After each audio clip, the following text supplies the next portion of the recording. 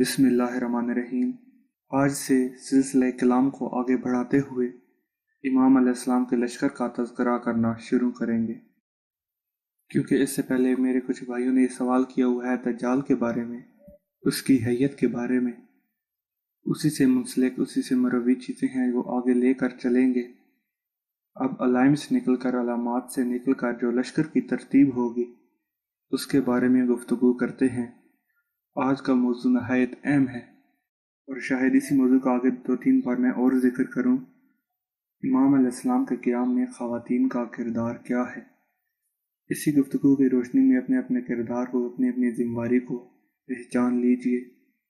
ज़ुहूर से कबल और बाद औरतों के किरदार के मुतल्लिक़ अगर छानबीन करें तो पता चलता है कि ज़्यादातर जो हैं वो दज्जाल की पैरोकार निकलेंगी, मतलब हक़ पे नहीं होंगी।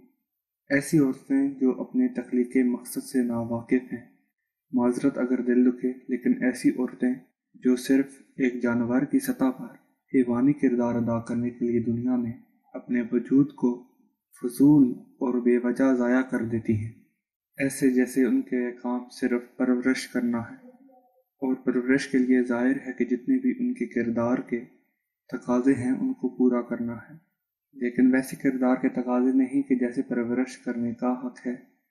याद रखें कि परवरदिगार ने मर्द व ज़न में हकूक़ में फ़र्क ज़रूर है, फ़राइज़ में फ़र्क ज़रूर है, लेकिन हैसियतों में फ़र्क नहीं है। हकूक़ में फ़र्क ज़रूर है, फ़राइज़ में फ़र्क ज़रूर है, लेकिन हैसियतों में फ़र्क नहीं है।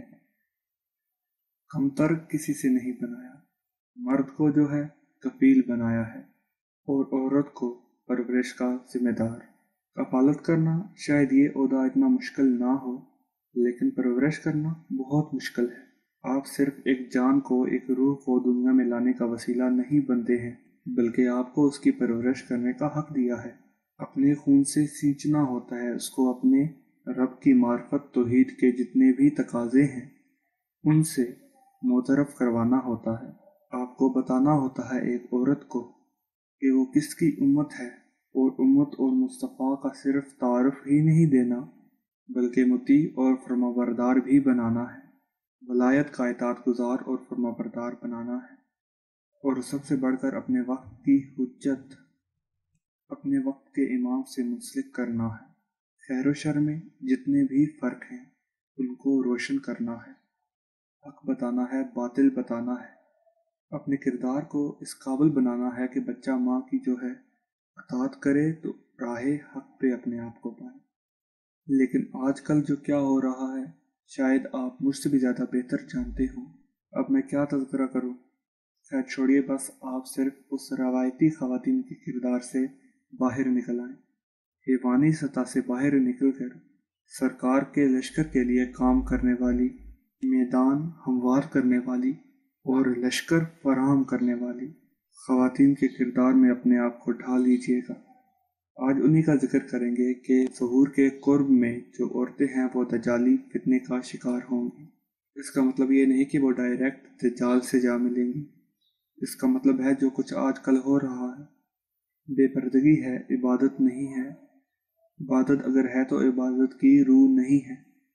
अपने वक्त के हुज्जत से नाला है, इल्म नहीं, कुछ पता नहीं, और अगर 2-4 टकरे मार भी ली नमाज पे तो उसके बाद दिलों में नफाक है, बुग़्ज़ है, हसद है, कीना है। क्या क्या अलाइम बताऊं मैं आपको कि कितनी आलाइशें दिलों में लिए हुए हैं। लेकिन इन्हीं के मुकाबले में मौमना और पाक दामना औरतें भी हैं जो अपने अकीदे की हिफाजत में ज़्यादा से ज़्यादा खुशा रहीं। ये भी ज़ुहूर की निशानी में से है। ज़ुहूर से कबल के हालात बहुत मुतासर कुन हैं। बाज़ औरतें, लफ्ज़ बाज़ पे गौर कीजिएगा, बाज़ औरतें साबित कदम रहेंगी और मुजाहिदाना क़ुव्वत की हामिल होंगी।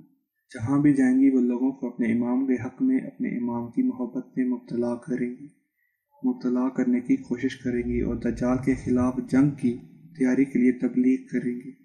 बाज़ रवायतों के मुताबिक क़याम के वक़्त 400 औरतें इमाम के हमरा होंगी।